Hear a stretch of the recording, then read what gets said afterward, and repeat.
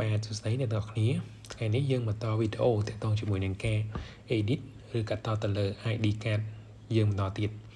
ដោយថ្ងៃនេះខ្ញុំនឹងបង្ហាញពីរបៀបក្នុងការកាត់ background attachment ឬក៏ ID card ដែលគេថតមកមានលក្ខណៈផ្ទៃ background ជាលក្ខណៈមកពណ៌បែបនេះឬក៏បែបនេះគឺយើង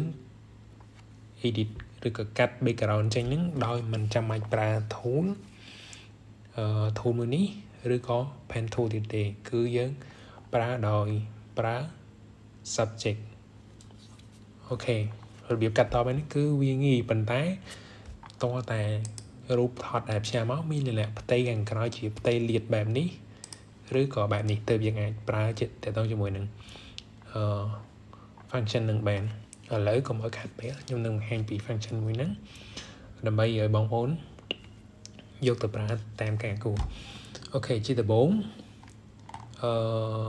អានេះជារូបខ្ញុំហ្នឹងជាដំបូងយើងត្រូវមានផ្ទៃតលាបែបនេះមួយសិនហើយយើងត្រូវយករូបដែលយើងដែលនឹងធ្វើការកាត់ background ចេញហ្នឹងរូបនេះខ្ញុំមាន save ហើយខ្ញុំនឹងបង្ហាញទៅទាំងមួយរូប attachment បែបនេះមុន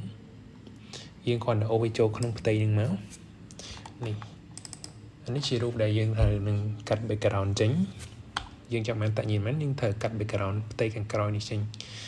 អញ្ចឹងមុននឹងកាត់ background ចេញមែនយើងត្រូវធ្វើដោយរដងអញ្ចឹងយើងត្រូវដោះ technician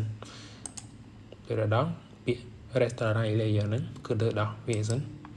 ពេលវាចេញវិញទីយើងអាចកាត់បានហើយអូខេអញ្ចឹងយើងមិនបាច់ប្រើ tool នេះយើងចូលទៅ function ខាងលើនេះយើងយកពាក្យថា select ហើយយកពាក្យថា subject ឃើញអត់មកនៅពេលដែលយើងចុចផ្ទៃលាតបែបហ្នឹងគឺចុច subject ទៅវានឹងចាំចុច subject ដែលយើងចង់បាននេះខាងក្នុងនេះឲ្យយើងតែម្ដងនៅពេលដែលចេញអញ្ចឹងហើយដូចរដងអញ្ចឹងបងដូចវីដេអូខ្ញុំមុនដែលបានអញ្ចឹងបងប្អូនគាត់តែចុច control shift ហើយនឹងអក្សរ I ទៅវានឹង select ផ្ទៃ background ហ្នឹងអានេះជាផ្ទៃដែលយើងត្រូវកាត់ហើយបងប្អូនចុចពាក្យថា delete មកអានេះឃើញអត់បងប្អូនគឺយើងប្រើតែប៉ុណ្្នឹងគឺយើងអាចទទួលបានផ្ទៃ subject ដែលយើង comment ហើយយើងអាចចូលទៅសេរីតាមនឹងបានទីហោនេះតែរូបអត់ស្មើអញ្ចឹងបងប្អូនអាចទាញ line ដូចខ្ញុំបង្ហាញវីដេអូមុនអញ្ចឹងទៅអូខេ control អក្សរ T មកហើយយកពាក្យថា distort អញ្ចឹងមកបងប្អូនទាញជ្រុងវិញតិចទៅ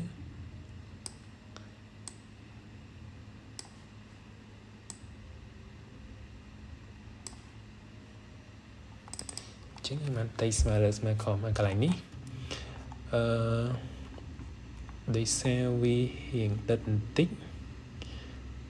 ចឹងបងប្អូនអាចទាញ line នេះចេញបន្តិចទៅហើយយើងប្រើនេះបន្តិចទៅវាហើយលុបចោលទៅវាបាត់ដែរ snap out command នឹងបាត់ដែរអូខេអញ្ចឹងអានេះយើងមានតែប៉ុណ្្នឹងទេដើម្បីឲ្យច្បាស់ខ្ញុំនឹងទៅរូបភាពមួយទៀតនេះរូបភាពនេះបើសិនជាមករូបភាពបែបនេះយើងកាន់តែងាយស្រួលទៀតហើយព្រោះផ្ទៃមកគឺចាប់មកគឺដឹងតែផ្ទាំង subject បែបហ្នឹងចាប់ហើយគឺដឹងតែប្រើមែនហ្នឹងព្រោះផ្ទាំងបែបនេះវាស្មើទាំងលើទាំងក្រោមអញ្ចឹងដោយរដងយើងមុននឹងកាត់មែនយើងដោះ technique ចេញសិនទៅ raster ចេញទៅហើយយើងដូចធ្វើដូចមិញអញ្ចឹងយកពាក្យ select ហើយចុចពាក្យថា subject នេះដូចមិញអញ្ចឹងបងប្អូនគ្រាន់តែចុចពាក្យថា control shift ហើយនឹងអក្សរ Aហើយចុចពាក្យ delete ឃើញងាយអត់បងប្អូនគឺអានេះគឺសម្រាប់ផ្ទៃលាតគឺយើងធ្វើបានលឿនអញ្ចឹងយើងអត់ចាំបាច់ប្រើ skill ជាមួយនឹង pen tool អីទេអូខេអញ្ចឹងវីដេអូមួយនេះខ្ញុំមានតែប៉ុណ្្នឹងទេហើយបងប្អូនកុំភ្លេចជួយចុច subscribe ខ្ញុំមួយដើម្បីទទួលបានវីដេអូថ្មីៗទៀតទាក់ទងមួយ technique ដែលផ្សេងទៀតទាក់ទងនឹង Photoshop និងផ្សេងទៀតកម្មវិធីផ្សេងទៀតដែលខ្ញុំនឹងធ្វើបទបង្ហាញនៅពេលក្រោយអរគុណច្រើនជួបគ្នាវីដេអូក្រោយ